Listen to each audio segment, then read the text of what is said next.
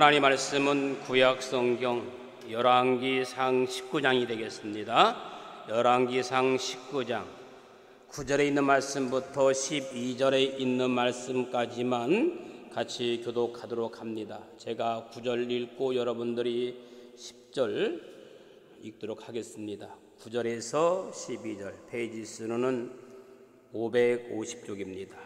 열왕기상 19장 제가 9절 읽습니다. 엘리야가 그곳 굴에 들어가 거기서 머물더니 여호와의 말씀이 그에게 임하여 이르시되 엘리야야 내가 어찌하여 여기 있느냐.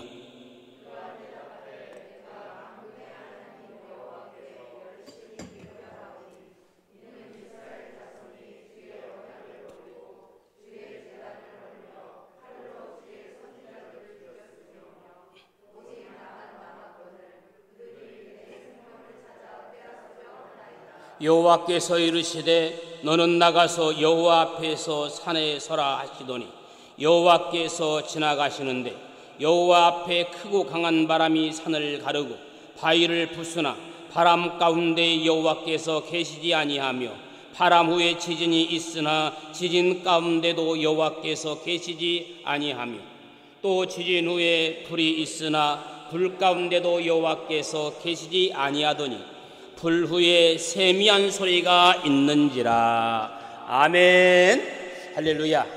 오늘 또 너무너무 좋은 날입니다. 참 좋은 날, 성스러운 주일 아침에 오늘 또 변함없이 주님을 예배하며 사랑하기 위해서 주님 앞에 나온 사랑 귀한 여러분들에게 오늘 또 주님의 크신 은혜와 은총과 축복이 함께하기를 소망합니다.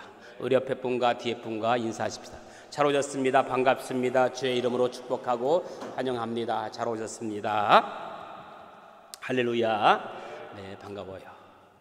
자, 이제 저를 보시고 여러분, 유도를 배울 때 제일 먼저 배우는 것이 이기는 법이 아니라 어떻게 하면 잘 넘어질까, 잘 넘어지는 법을 배운다고 합니다. 왜냐하면 다시 일어날 줄 알아야 이길 수 있기 때문입니다. 사업에서도 잘 일어날 줄 아는 사람이 크게 성공한다고 합니다. 신앙생활도 마찬가지입니다. 신앙생활 하다 보면 누구나 넘어질 때가 있습니다. 그런데 누구나 넘어지지만 그 넘어지는 기간이 너무 오래 있으면 신앙이 병듭니다. 그래서 신앙생활도 넘어졌을 때 벌떡 일어나는 법을 배워야 합니다. 넘어졌을 때 다시 일어나면 된다. 한번 따라합시다.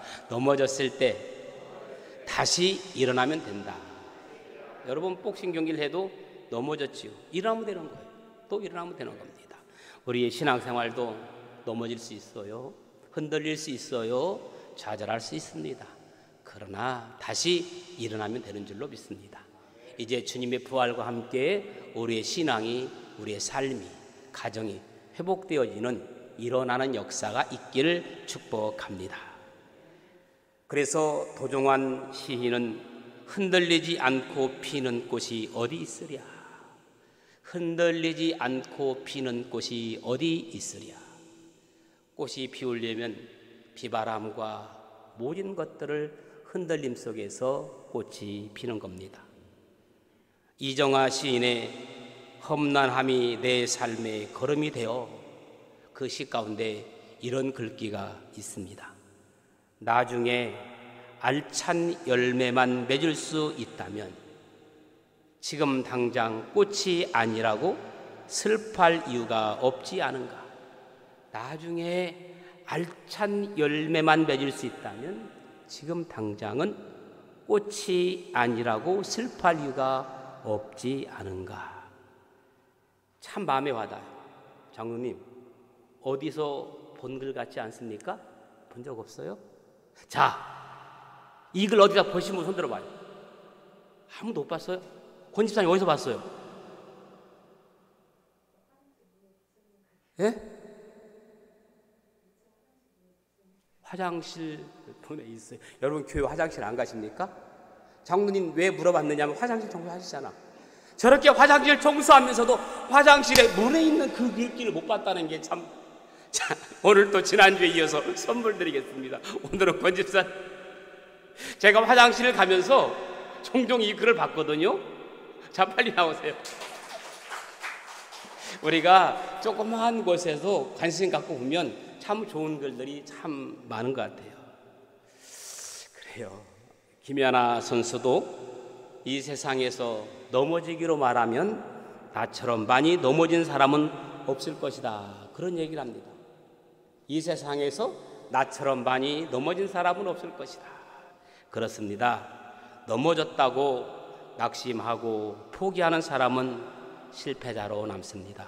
그러나 쓰러지고 넘어졌지만 다시 일어나는 사람은 성공자로 남는 겁니다. 자, 오늘 본문을 보면 가장 어두웠던 시대에 하나님께서 가장 능력 있는 선지자 한 사람을 선택합니다.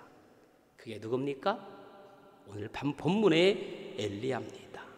여러분, 이스라엘 역사상 가장 카리스마가 넘치는 선지자 두 명이 등장합니다. 바로 엘리야와 그의 제자 엘리사입니다. 여러분, 엘리야 하면 여러분은 제일 먼저 뭐가 떠오르십니까? 안 물어볼게요. 예, 갈멜산 제단에 하늘의 불을 불러 제단을 불사름으로 말미암아 살아계신 하나님은 여호와 한 분임을 당당하게 증거했습니다. 또 하늘 문을 닫아서 3년 6개월 동안 비가 오지 않을 때 다시 기도할 때 하늘 문이 열려지고 비가 쏟아졌던 사건들을 우리가 알 수 있습니다. 그뿐만 아니라 엘리야는 죽음을 보지 않고 에녹과 함께 하늘로 승천한 사람입니다. 그런데 여러분 보세요. 엘리야가 하늘로 승천합니다. 그 모습을 누가 보느냐면 엘리야의 제자 엘리사가 봅니다. 승천하는 엘리야를 보고 엘리사가 뭐라고 하느냐? 스승님, 갑절의 영감을 달라고 손을 내밉니다. 그러자 엘리야가 하늘로 승천하면서 엘리야가 입던 겉옷을 엘리사에게 떨어뜨려요. 처음 듣는 이야기입니까? 그러자 엘리사가 스승의 겉옷을 주워 요단강을 치니까 요단강에 물이 갈라져서 육지처럼 건너갔다고 했습니다. 할렐루야. 자, 오늘 우리에게도 이런 능력의 옷이 필요한 줄로 믿습니다. 자, 그런데 문제는 계속 승승장구하면 좋은데 18장까지는 그렇게 당당하던 엘리야가 오늘 19장에 와서는 너무 초라하고 불행하게 보입니다. 나무 밑에 쓰러져 죽겠다고 떼를 쓰는 거예요. 하나님, 나 도저히 살기 힘드니까 나를 데려가 달라고 지금 엘리야가 로뎀나무 앞에서 죽겠다고 떼를 씁니다. 왜? 불행하게 보일 때. 한번 따라합시다. 나만 불행하게 보일 때. 자, 갈멜산 산에서 바알 선지자 450명이 엘리야의 손에 죽었다는 이야기를 듣고 누가 가만히 있지 않아요? 이세벨이 가만히 있지 않아요. 그래서 이세벨이 사신을 보내서 이렇게 얘기합니다. 너도 그들처럼 내가 죽이겠다고 협박을 해요. 저는 여기서 엘리야를 죽이겠다는 이세벨도 이해가 안 가고 또 죽여달라고 하는 엘리야도 이해가 안 갑니다. 여러분, 이해가 가십니까? 자, 이세벨이 정말 보세요. 이세벨이 정말 엘리야를 죽이고 싶고 죽일 자신이 있으면 뭐하러 통보해요? 통보할 이유가 없죠. 그냥 조용히 특공대를 보내서 사살하면 되는데, 그리고 엘리야도 지금 하나님께 로뎀나무 알아서 죽여달라고 했잖아요. 솔직히 이 부분이 이해가 안 가지요. 왜? 하나님께 죽여달라고 때를 쓸 게 뭐 있어요? 그냥 도망가지 말고 그냥 이세벨에게 잡혀 죽으면 되는 거죠. 한 사람은 죽일 자신도 없으면서 내가 너를 내일 죽이겠다고 협박을 합니다. 또 한 사람은 전혀 죽을 마음도 없으면서 죽여달라고 하나님 앞에 때를 씁니다. 세상 말로 웃기는 짬뽕이죠. 웃기는 짬뽕 두 그릇입니다. 자, 이것이 인간의 모습이에요. 비슷한 사람이 또 있죠. 누가 있어요? 여러분, 요나서를 보면 하나님께서 요나에게 너 니느웨에 가서 복음을 전해라. 그런데 요나는 니느웨로 가지 않고 다시스로 가는 배를 탑니다.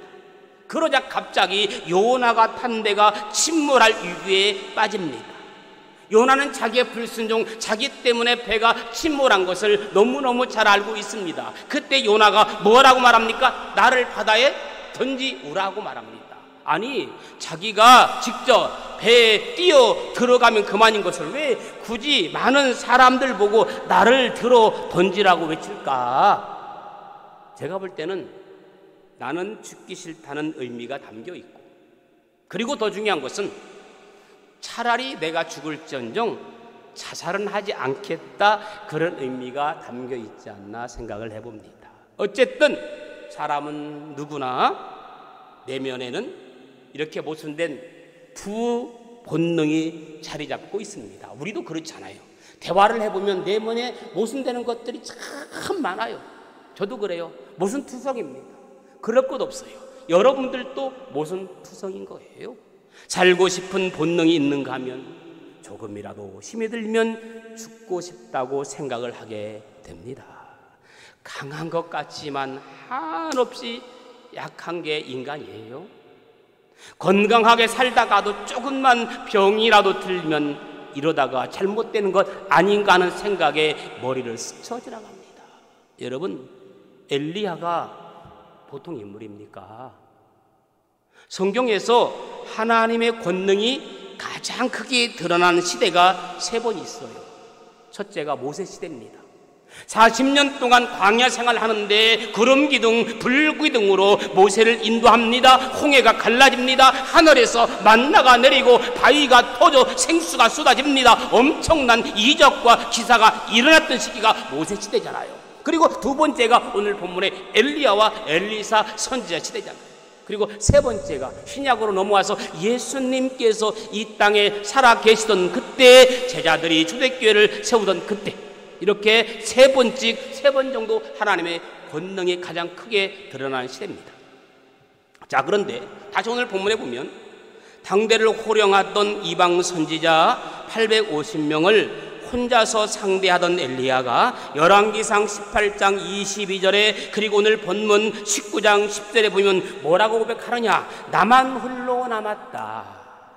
오직 나만 남았거늘 죽고 싶다고 말합니다. 여러분, 이때가 바로 나만 불행하게 보일 때가 큰 문제입니다. 여러분들도 마찬가지입니다. 나 혼자 이런 현상을 번아웃이라고 그러죠. 또 어떤 사람은 번아웃 증후군이라고 말하기도 합니다. 오늘 본문에 이 번아웃된 인간을 다루시는 하나님의 처방전이 담겨 있습니다. 번아웃이란 무슨 뜻이냐면 어떠한 활동이 끝난 후에 심신이 지친 상태, 어떠한 활동이 끝난 후 심신이 지친 상태를 말합니다. 내가 원하는 대로 풀리지 않아서 쌓인 스트레스를 해결하지 못해서 심리적, 생리적으로 지친 상태를 번아웃이라고 해요. 다시 말씀드릴게요. 어떠한 활동이 끝난 후 심신이 지친 상태, 이거 너무 길으니까 따라서 하라고 안 할 테니까 걱정하지 마셔도 돼요. 어떠한 활동이 끝난 후에 심신이 지친 상태, 내가 원하는 대로 풀리지 않아 쌓인 스트레스를 해결하지 못해서 심리적, 생리적으로 지친 상태를 뭐라고 한다? 번아웃 상태라. 정신분석학적으로 번아웃 증후군이라고 말합니다. 자, 우리 주변에는 번아웃된 사람들을 종종 보게 됩니다. 혹시 여러분은 어느 날 갑자기 외로운 사람은 나밖에 없어, 불행한 사람은 나밖에 없어, 다들 즐겁게 사는데 나만 왜 이렇게 고생을 하면서 이렇게 살아야 하는가? 몸이 약하고 아픈 사람은 나밖에 없어, 어려움에 첩첩산중으로 다가오는 사람은 나밖에 없어, 나만 불행하고 나만 힘든 것처럼 느껴질 때가 있습니다. 그렇다면 지금이 바로 번아웃 상태를 경험하고 있는 겁니다. 코로나 기간 동안에 많은 분들이 번아웃을 경험했고 저도 경험했습니다. 영적으로, 심리적으로, 생리적으로 지친 상태를 경험했습니다. 물론 지금도 100% 해결되지는 못하고 후유증이 남아있지요. 이렇게 목회를 하다 보면 저와 함께 정말 가족처럼 오랫동안 신앙생활하던 집사님 몇 분들이 다른 교회로 옮기기도 하고 믿음을 포기하기도 하고 제가 연락을 해도 연락되지도 않고 저는 그런 걸 경험하면서 이게 뭘까? 영적으로 지친 상태를 경험하고 저 자신을 돌아보곤 합니다. 심지어는 이제 목회를 그만둬야 하나 싶을 정도로 탈진 상태에 있을 때가 있습니다. 저는 오늘 본문을 경험하면서 로뎀나무 아래에 숨어 죽겠다고 떼를 쓰는 엘리야가 처음에는 이해가 못했는데 제가 번아웃 상태를 경험하다 보니까 엘리야 선지자가 이해가 갑니다. 그래도 정말 감사한 것은 제가 번아웃 상태를 이겨낼 수 있었던 것은 영적인 하나님의 돌보심, 그래도 열심히 봉사하고 섬기는 교우들이 항상 제 곁에 응원하는 응원군들이 있기 때문입니다. 이건 저뿐만 아니에요. 교우 여러분 가운데도 열심히 신앙생활 하시면서 번아웃 경험하신 분들도 꽤 있으실 겁니다. 어느 순간 나만 발버둥 치는 것 같은 마음에 섭섭해지면서 다 내려놓고 싶은 경험을 여러분들도 하셨을 겁니다. 오죽했으면 섭섭마귀라는 별명이 붙였겠습니까? 권사님들 그런 말씀 하시더라고요. 나에게 섭섭마귀가 왔는가 보다. 혹시 여러분 중에도 번아웃된 분이 있으시다면 오늘 말씀에 도움이 되기 바랍니다. 제가 심리 전문가는 아니지만 오늘 이 아침에 들려지는 하나님 말씀으로 번아웃 신드롬이 다 풀려지는 역사가 일어나기를 예수님의 이름으로 축원합니다. 자, 오늘 열왕기상 19장 3절 말씀을 보면 그가 이 형편을 보고 누가? 하나님께서 엘리야의 형편 사정을 보시고 우리의 형편을 정녕 하나님께서 보고 계신다면 우리의 모든 문제는 하나님께서 반드시 치료해 주실 줄로 믿습니다. 엘리야의 경험을 하나님께서 하시고 엘리야를 찾아가 위로해 주시고 축복해 준 그 하나님은 오늘 여러분을 찾아가서 동일하게 역사하며 은혜를 주실 줄로 믿습니다. 하나님의 치료가 여러분에게 있기를 축복합니다. 두 번째, 하나님의 치료. 한번 따라 합시다. 하나님의 치료. 자, 본문의 메시지는 간단해요.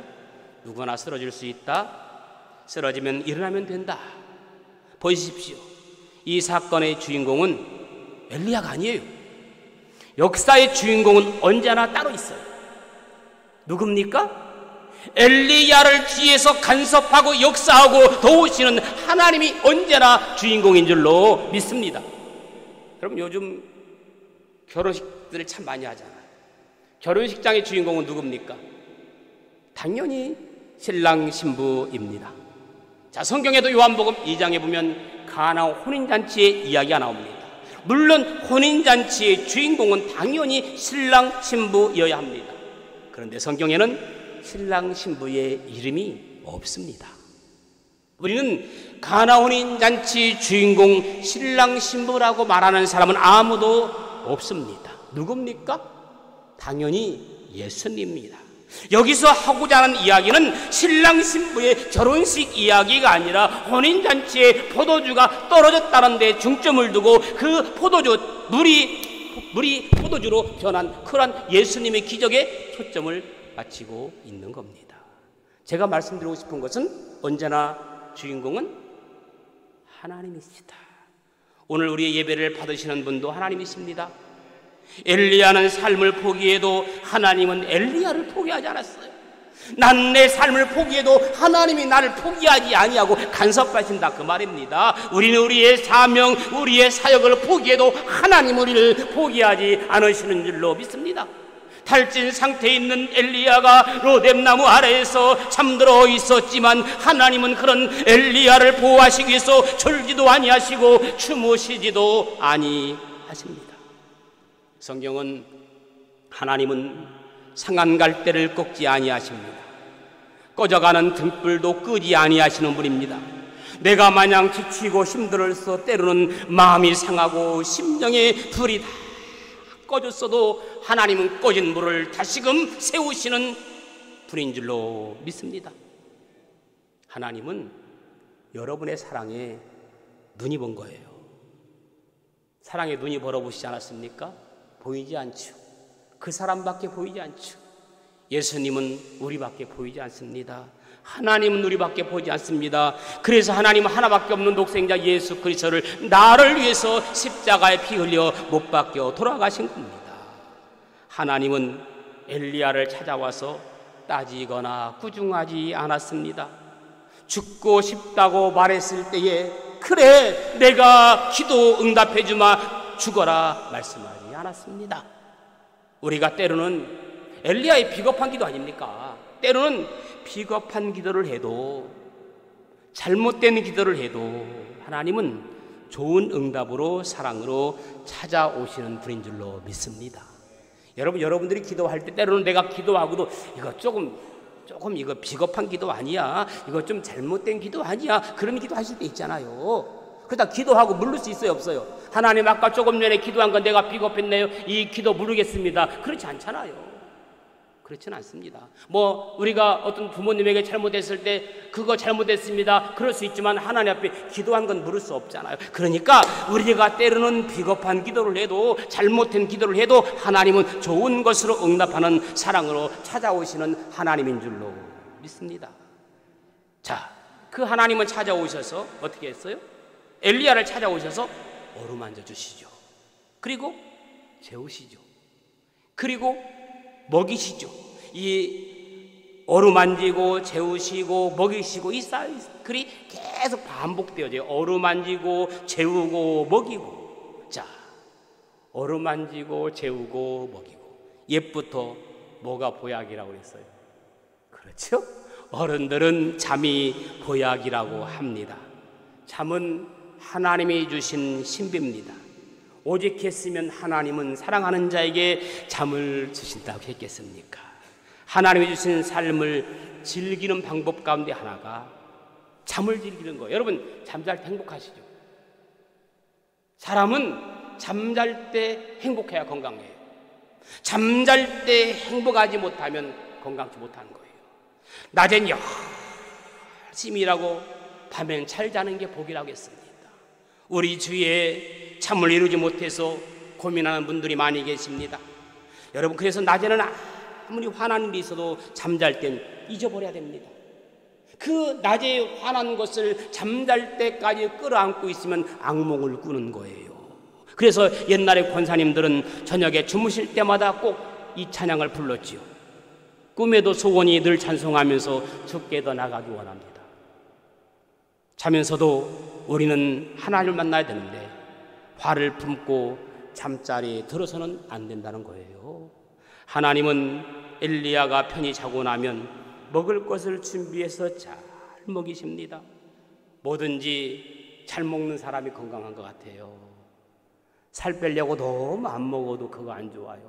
일단은 살을 빼더라도 먹어가면서 영적인 양식도 잘 먹는 사람이 건강한 사람입니다. 건강한 사람은 무슨 음식을 먹어도 소화를 잘 시킵니다. 그러나 육신이 건강치 못하는 사람은 조금 음식만 더 많이 먹어도 소화가 안 됩니다. 영적으로 마찬가지예요. 영적으로 건강한 사람은 무슨 말씀이 강단에 쏟아져도 다 아멘으로 믿음으로 받는데 영적으로 건강치 못하는 사람은 자꾸 걸러내요. 이것도 걸러내고 저것도 걸러내니까 은혜가 안 되는 겁니다. 여러분 어떤 말씀 들을지라도 영적으로 건강해서 은혜가 되기를 예수님의 이름으로 축원합니다. 왜 강단에서 똑같은 말씀이 선포되어지는데 어떤 사람은 은혜가 된다고 말하는데 어떤 사람은 은혜가 되지 못하고 꼭 나를 꼬집어서 나를 향한 말이라고 그렇게 하십니까?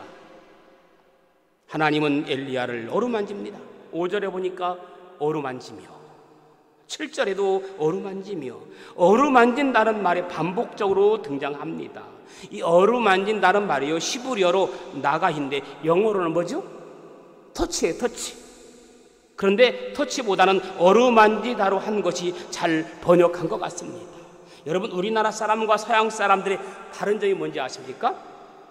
특히나 이 미국 사람들은요, 어디서 만나든지 장소와 상관없이 그냥 남자든 여자든 부둥키 않고 반갑게 포옹을 합니다.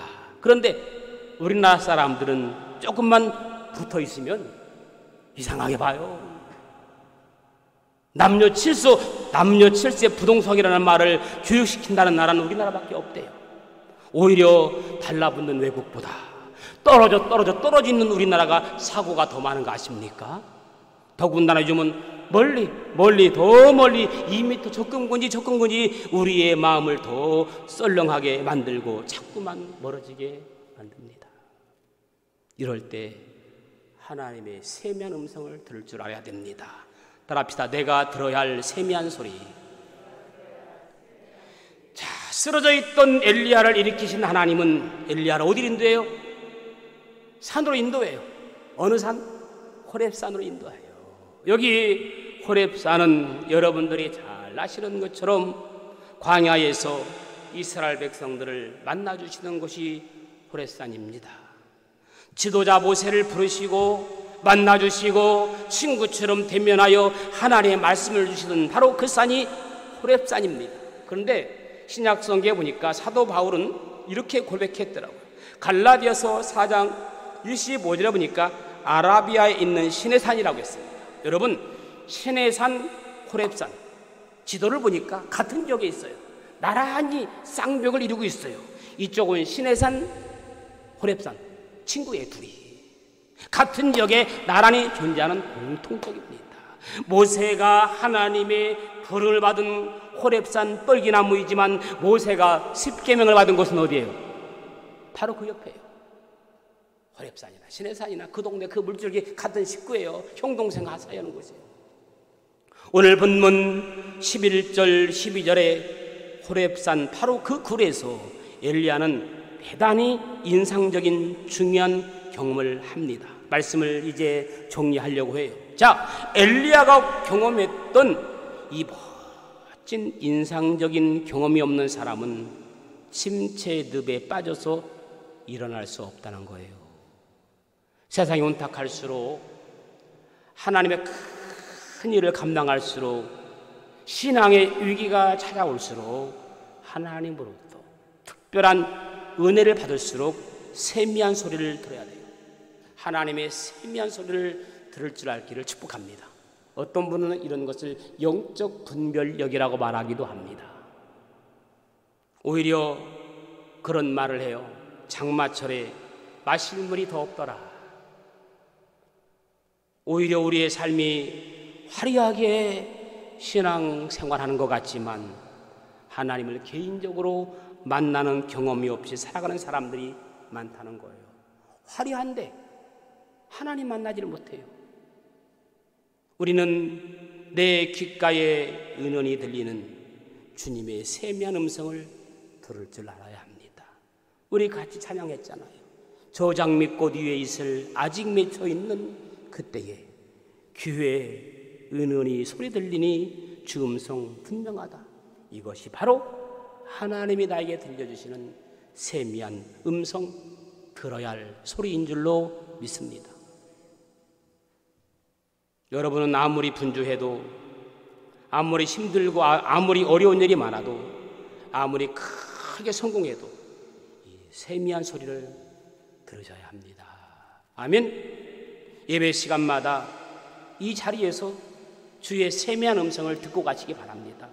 골방에서 기도하다가 세미한 음성을 들으시고 새로운 일을 계획할 때마다 이 소리를 꼭 들으시고 여러분이 잘못된 길로 가려고 헛발을 디딜 때도 여러분들은 부르시는 세미한 소리가 여러분의 귓전에, 여러분의 심장에 들려지기를 예수님의 이름으로 축원합니다.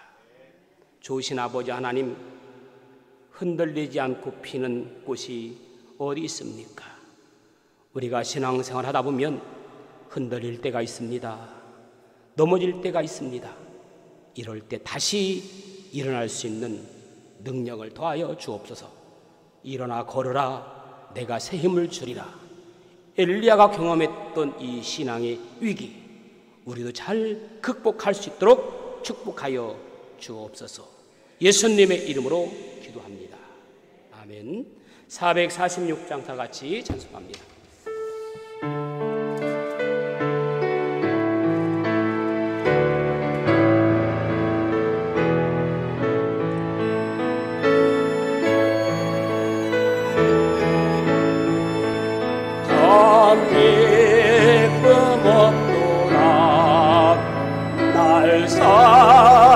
사랑하시는 늘 계시옵소서. 기쁘고 기쁘도다, 항상 기쁘도다. 나 그께 왔사오니 꼭지 없소서. 어저께 왔으니 꼭 주시옵소서. 주 함께 계시면 근심병이 기쁘고 기쁘도다, 항상 기쁘도다. 나 늦게 왔사오니 꼭지 없소서. 주 떠나가시면 내 생명 헛되네. 기쁘나 슬픈데 늘 계시옵소서. 기쁘고 기쁘도다, 항상 기쁘도다. 나 주께 왔사오니 꼭 주옵소서. 그 귀한 언약을 이루어주시고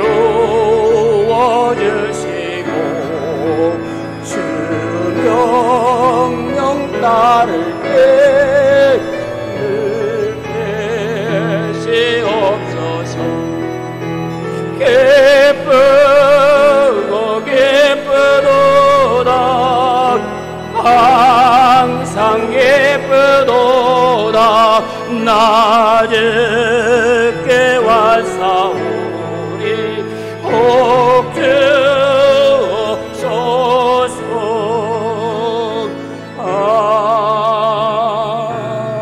아멘. 주신 아버지 하나님, 은혜를 감사합니다. 오늘 또 주의 음성 들을 수 있는 기쁨을 주심을 감사합니다. 한 주간도 항상 기쁘게 감사하며 살아갈 수 있는 저희들의 삶이 되게 하옵소서. 이 시간도 저희들이 빈손으로 오지 아니하고 정성을 담아 사랑을 담아 감사를 표현할 길이 없어 예물로 주님께 올립니다. 이 예물의 향기가 넘치게 하여 주시되 식탁이 풍성하게 하시고 삶이 풍성하게 하여 주옵소서. 있어서 많아서 드린 것이 아니라 없는 가운데 일부를 주의 것으로 생각하고 드리는 10의 1과 감사와 건축원금과 주일원금 들어준 손길마다 두 손 들어 축복하여 주옵소서. 행여나 드리지 못한 손길이 있다면 드릴 수 있는 물질의 복으로 마음의 평안으로 채워 인도하여 주옵소서. 예수님의 이름으로 기도합니다.